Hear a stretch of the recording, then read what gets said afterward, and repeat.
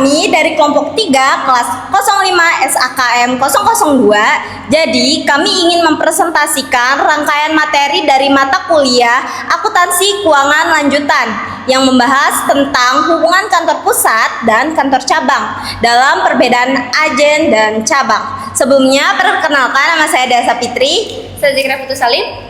Saya Dismonika. Saya Rulas Rafa. Saya Alvin Salim Tanjung. Langsung saja ke video selanjutnya. Check this out. Halo semuanya, pada pertemuan ke-7 ini tentunya kami akan membahas topik hubungan antara kantor pusat dan kantor cabang dalam perbedaan agen dan cabang. Di sini kita akan membahas konsep materi pertemuan kali ini. Yang pertama, kita akan membahas perbedaan antara agen dan cabang. Lalu yang kedua, kita akan bahas hubungan kantor pusat dan agen. Lalu yang ketiga, kita akan membahas akuntansi untuk agen. Dan yang keempat, kita akan membahas akuntansi untuk cabang. Oke, yang pertama di situ ada perbedaan antara agen dan cabang. Langsung saja ya teman-teman. Dalam dunia bisnis, aspek pemasaran menjadi salah satu aset penting yang berperan besar dalam meningkatkan penjualan perusahaan. Perusahaan biasanya melakukan pengembangan daerah promosi dan pemetaan pasar agar produk atau jasanya bisa menjangkau lebih banyak konsumen. Dalam proses pengembangan pasar tersebut, perusahaan dapat membuka kantor agen atau kantor cabang, tergantung kebutuhan dan strategi yang diterapkan ya teman-teman. Nah, kali ini saya akan menjelaskan perbedaan antara agen dan cabang. Pada dasarnya, kantor agen tidak sama dengan kantor cabang ya teman-teman. Kantor agen hanya bertugas melacak pembeli atau menerima pesanan. Penawaran kepada pembeli dilakukan oleh kantor pusat dan pembayarannya juga diterima langsung oleh kantor pusat. Sementara itu, kantor cabang memiliki kewenangan yang lebih luas. Selain menerima pesanan, cabang juga bisa melakukan penawaran langsung kepada pembeli, bahkan dapat melakukan pembelian saham dari luar. Halo teman-teman, jadi di sini saya akan membahas hubungan antara kantor pusat dengan kantor agen. Pembukuan yang dibutuhkan oleh agen bukanlah pembukuan yang lebih kompleks, namun hanya sebatas penyediaan buku kas yang akan digunakan untuk menerima dan mengisi ulang model kerja yang dikirimkan dari kantor pusat, serta mencatat pengeluaran-pengeluaran yang berhubungan dengan aktivitas operasionalnya. Kantor pusat menyelenggarakan pembukuan yang ada kaitannya dengan agen yang hanya sebatas pada laporan laba atau rugi. Ada dua cara kantor pusat bisa mencatat laporan laba atau rugi dari agen. Yang pertama, dilakukan penggabungan terhadap laba atau rugi yang diperoleh dari penjualan yang dilakukan oleh setiap agennya. Yang kedua, dilakukan pemisahan terhadap laba atau rugi yang diperoleh atas penjualan oleh setiap agen. Jadi, singkat hubungan kantor agen dan kantor pusat ini bersifat pengawasan dan pelaporan, di mana agen hanya membantu menjual, sedangkan tanggung jawab keuangannya tetap di kantor pusat. Teman-teman, di sini saya akan menjelaskan materi tentang akuntansi untuk agen. Agen penjualan merupakan organisasi penjualan lokal yang beroperasi di bawah pengawasan langsung kantor pusat. Biasanya, agen tidak memiliki inventaris barang dagangan, kecuali beberapa contoh produk yang digunakan untuk ditawarkan kepada calon pembeli. Setiap pesanan yang diperoleh oleh agen akan dikirim terlebih dahulu ke kantor pusat untuk mendapatkan persetujuan. Jika harga dan syarat kredit disetujui, maka kantor pusat yang akan memenuhi pesanan tersebut dan mengirimkan barang langsung kepada pelanggan. Dalam sistem ini, akuntansi untuk agen menggunakan metode kas kecil atau petty cash dan umumnya memakai impress fund system. Sistem ini digunakan untuk mengelola dana kerja yang diberikan oleh kantor pusat kepada agen. Dana kerja tersebut berasal dari cek yang diterbitkan oleh kantor pusat. Setiap penggunaan dana dicatat oleh kantor pusat dengan cara mendebit akun kas kecil agen penjualan dan mengkredit kas. Jika kantor pusat menyerahkan aset non-kas kepada agen, maka aset tersebut juga akan dibebankan di kantor pusat. Di sini saya akan membacakan contoh jurnal yang umumnya terjadi pada agen penjualan. Yang pertama itu ada saat pembentukan model kerja. Pada kolom debit terdapat kas kecil agen Pamulang sebesar 10 juta. Nah, pada kolom kredit terdapat kas 10 juta.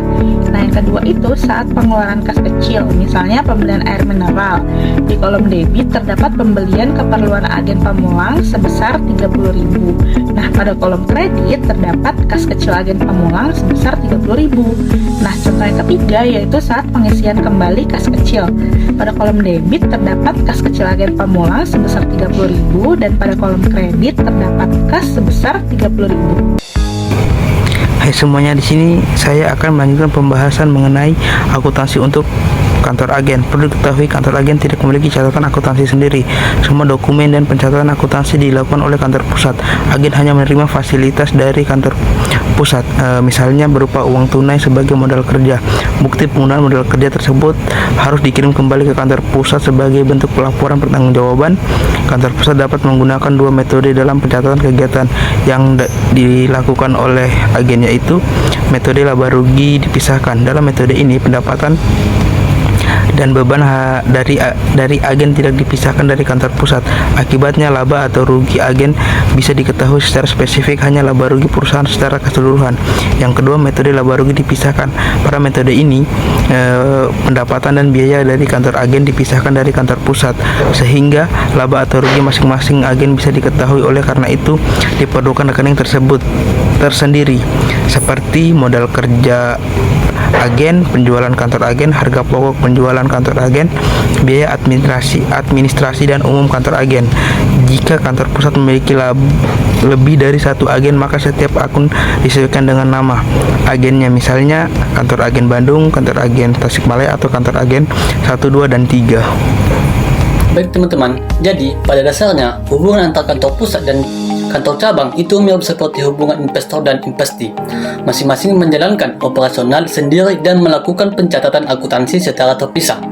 Karena itulah, setiap akhir periode akan ada dua laporan keuangan, yaitu laporan keuangan kantor pusat dan laporan keuangan kantor cabang.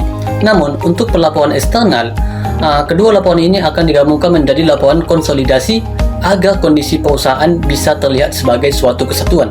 Setiap transaksi antar pusat dan cabang harus dicatat oleh keduanya, dan dari sinilah muncul yang namanya rekening timbal balik, yaitu akun yang saling berhubungan dengan kantor pusat dan kantor cabang.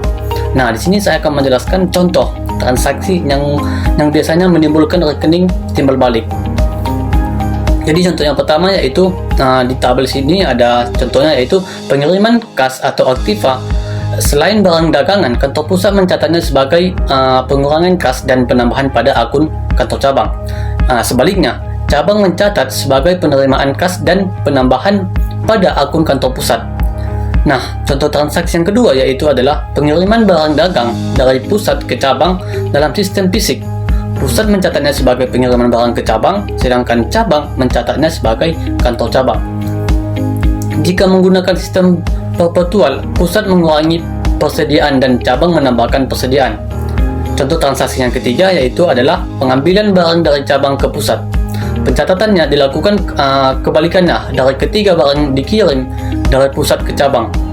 Yang terakhir adalah pengakuan laba atau rugi cabang. Jika cabang memperoleh laba, pusat mengakui tambahan pada akun cabang. Sebaliknya, jika cabang mengalami rugi, maka pusat mencatatnya sebagai pengurangan pada akun tersebut.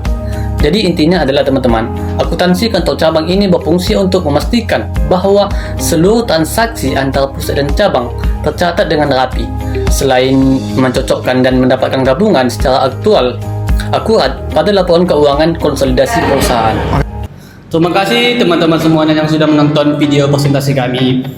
Semoga materi yang kami sampaikan tadi semoga dapat dipahami dengan baik dan semoga bisa mengimplementasikannya itu baik di perusahaan dan di kehidupan sehari-hari. Akhir kata, sampai jumpa di pertemuan berikutnya.